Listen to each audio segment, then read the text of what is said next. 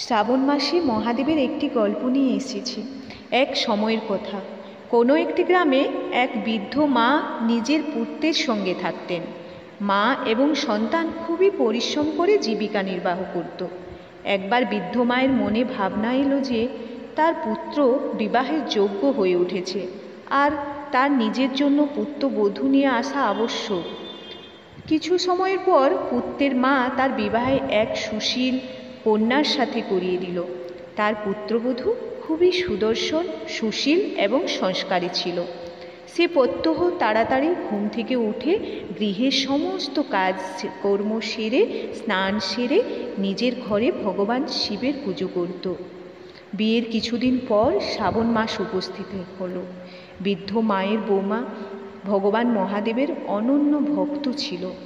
তার মনে এই বিচার এলো যে সে শ্রাবণ মাসের মন্দিরে গিয়ে শিবলিঙ্গে জল অর্পণ করবে। নিজের মনের ইচ্ছা তার শাশুড়ি মাকে বলল, মা, শ্রাবণ মাস শুরু হয়ে গেছে, আমি শিবের মন্দিরে গিয়ে পুজো পাঠ করতে চাই আর শিবলিঙ্গে জল অর্পণ করতে চাই। কিন্তু বৃদ্ধ মা তাকে নিষেধ করে দিল। বলল, ঘরে পুজো করে না বৌমা, মন্দিরে গিয়ে সময় নষ্ট হবে, ওই সময় ঘরের অনেক কাজ তোমার হয়ে যাবে।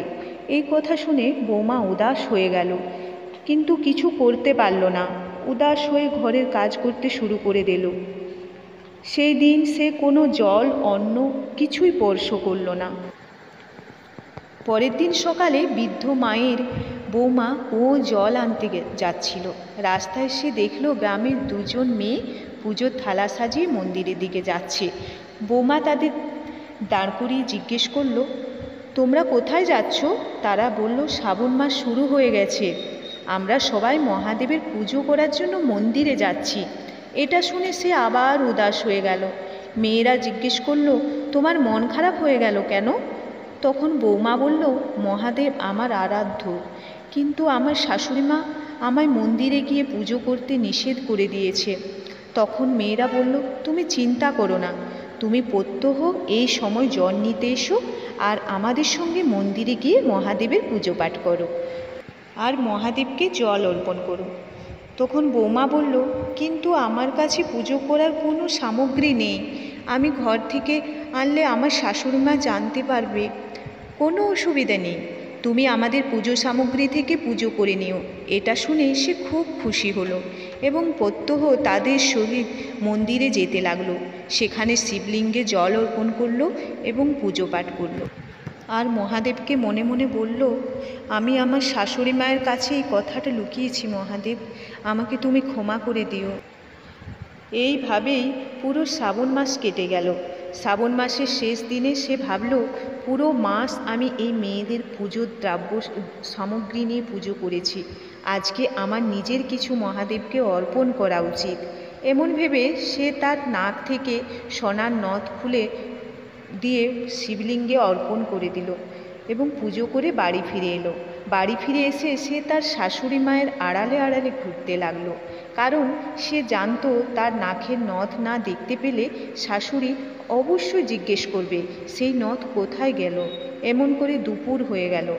তখন হঠাৎ করে শাশুড়ি মার চোখ বৌমার নাকের উপর গিয়ে পড়ল, আর নাকের নথ দেখতে না পেয়ে শাশুড়ি বৌমাকে বলল, তোমার নাকের নথ কোথায়? মা, আমি জানি না, হয়তো কোথাও পড়ে গেছে। তাহলে এটা বলো, তুমি আজ কোথায় কোথায় গিয়েছিলে? সেখানে গিয়ে চলো আমরা খুঁজে নেব। তখন বৌমা বলল, আমি সকালে জল আনতে গিয়েছিলাম, তখন তো নাকের নথ ছিল, তারপরে আমি ঘুঁটে দিতে গিয়েছিলাম। শাশুড়ি বলল, চলো সেখানে গিয়েই দেখি। দুজনে সেখানে গিয়ে পৌঁছালো। চলো ঘুঁটেগুলো ভেঙে দেখি। শাশুড়ি এবং বৌমা ঘুঁটে ভাঙতে শুরু করলো। যেই ঘুঁটে ভাঙলো, দুজনের ঘুঁটেতেই একটি করে সোনার নথ বেরিয়ে এলো। নথ তো একটা ছিল, দুটো কি করে হয়ে গেল?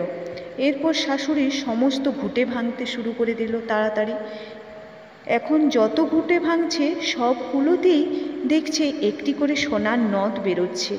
শাশুড়ি বৌমার দিকে দেখলো এবং বলল, ব্যাপারটা কি? তখন বৌমা শাশুড়ির কাছে ক্ষমা চেয়ে সকল সত্য কথা জানিয়ে দিল এবং বলল, ভগবান ভোলেনাথের আশীর্বাদ মা, আজ শ্রাবণ মাসের সমাপ্তিতে আমি ওনাকে নথ অর্পণ করেছিলাম, তাই তিনি আমাকে এতগুলো নথ ফিরিয়ে দিলেন। শাশুড়ি বৌমার কথা শুনে খুশি হলেন এবং বললেন, শ্রাবণ মাসে স্নান দান তপ জপের এত মাহাত্ম্য, তাহলে সামনের বছর আমরা দুজনেই শিবলিঙ্গে জল অর্পণ করব এবং পুজো পাঠ করব মহাদেবকে খুব ভক্তি ভরে। সামনের বছর শ্রাবণ মাসে শাশুড়ি বৌমা দুজনেই নিয়ম করে স্নান করে পুজো পাঠ তপ জপ করে ভোলানাথের কৃপা এবং আশীর্বাদ বৃদ্ধ মায়ের ঘরে ধন অন্ন সম্পত্তিতে ভরে গেল। বৌমার কোলে আলো করে পুত্র সন্তানের জন্ম হলো।